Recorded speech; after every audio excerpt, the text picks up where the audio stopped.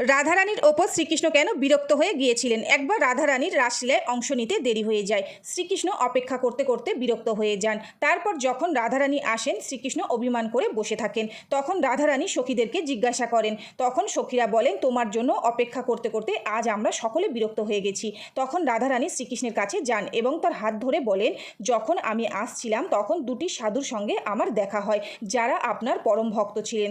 আজ তারা ভিক্ষা না করায় উপবাসী রাত কাটাচ্ছিলেন। এখন আপনিই বলুন, যারা আপনার জন্য সুখ সুবিধা ত্যাগ করেছে তাদের খাবারের দায়িত্ব তো আমাদেরই। কিভাবে তাদের উপবাস থাকতে দিই?